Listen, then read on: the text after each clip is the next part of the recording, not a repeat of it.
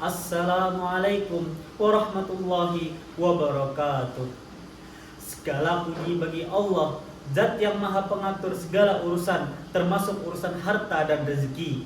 Salawat serta salam semoga selalu tercurah kepada Nabi Muhammad SAW yang tidak hanya mengajarkan ibadah, tetapi juga memperkenalkan kepada kita bagaimana cara bermuamalah secara adil, jujur, dan penuh berkah.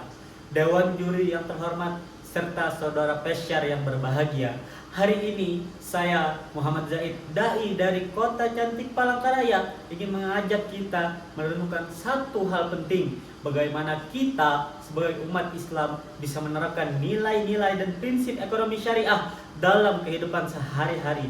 Banyak yang mengira bahwa ekonomi syariah hanya merupakan perbankan syariah dan investasi. Padahal hakikatnya ekonomi syariah adalah jalan hidup, cara kita mencari rezeki, mengelola harta, dan membantu sesama. Dan itu semua dimulai dari hal-hal kecil yang kita lakukan setiap hari. Ada 4 poin penting yang ingin saya sampaikan pada kesempatan kali ini, tentang bagaimana kita dapat menerapkan prinsip ekonomi syariah dalam kehidupan sehari-hari. Yang pertama, kita mulai dari hal paling dasar dalam ekonomi syariah, yaitu jujur dan adil dalam bertransaksi. Nabi Muhammad SAW bersabda, pedagang yang jujur dan terpercaya akan bersama para nabi, orang-orang siddiq, dan para syuhada. Hadis riwayat Tirmizi. Coba kita bayangkan saat berdagang, menimbang barang atau menawarkan jasa, apakah kita sudah berlaku adil? Apakah kita memberi informasi sejujur-jujurnya? Karena tanpa kejujuran tidak ada keberkahan.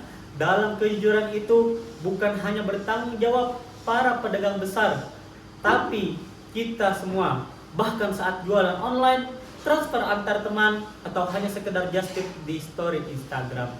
Kedua, mengelola harta dengan amanah dan bijak. Setelah jujur, prinsip berikutnya adalah amanah dalam mengelola harta. Islam tidak melarang kita untuk menjadi kaya, tapi Islam mengajarkan kita untuk menjadi kaya yang bertanggung jawab.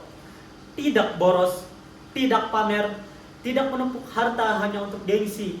Dalam praktiknya, ini bisa dimulai dengan membuat anggaran bulanan, menghindari uang konsumtif, dan memastikan setiap pemasukan yang berasal dari sumber yang halal. Karena harta yang halal saja akan dihisap, apalagi yang haram. Ketiga, mengedepankan tolong-menolong, keseimbangan sosial. Ekonomi syariah bukan ekonomi egois. Ia adalah ekonomi yang menghidupkan nilai solidaritas dan empati.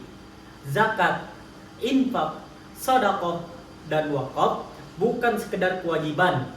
Itu adalah pengingat bahwa harta kita adalah amanah, ada hak orang lain di dalam rezeki kita. Di era sekarang, bentuk tolong-menolong bisa beragam, mulai dari membeli produk teman yang sedang merintis, berdonasi untuk UMKM lokal, sampai berbagi ilmu tentang keuangan syariah kepada keluarga dan tetangga juga termasuk dalam bentuk tolong-menolong. Terakhir, menjauhi riba dan transaksi yang merugikan. Allah melarang riba bukan tanpa alasan. Riba menciptakan ketimpangan, kerugian yang lemah, dan menguntungkan yang rakus. Maka kita perlu mulai berhijrah ke sistem keuangan yang bersih dan adil.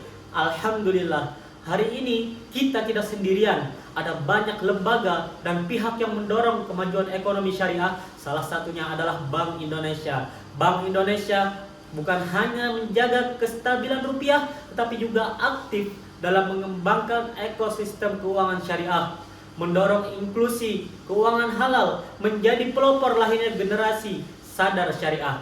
Lomba dakwah ekonomi syariah seperti ini adalah bukti bahwa Bank Indonesia peduli bukan hanya pada ekonomi, tapi juga pada nilai-nilai Islam di baliknya. Saudara pesyar yang berbahagia, ekonomi bukan teori. Ekonomi syariah bukan sekedar teori. Ia adalah amalan, bukan sekedar pengetahuan, tetapi gaya hidup. Mulai dari hal kecil seperti memilih produk halal, jujur saat berjualan, bayar utang tepat waktu, berbelanja dengan bijak, dan jangan pernah malu berkata, aku muslim dan aku ingin hartaku berkah. Karena di setiap rupiah yang halal ada pahala yang mengalir, ada ridha Allah yang memayungi, dan ada surga yang sedang menanti. Sekian dakwah singkat dari saya. Apabila ada terdapat kesalahan, saya mohon maaf. Wabillahi taufiq wa hidayah. Wassalamualaikum warahmatullahi wabarakatuh.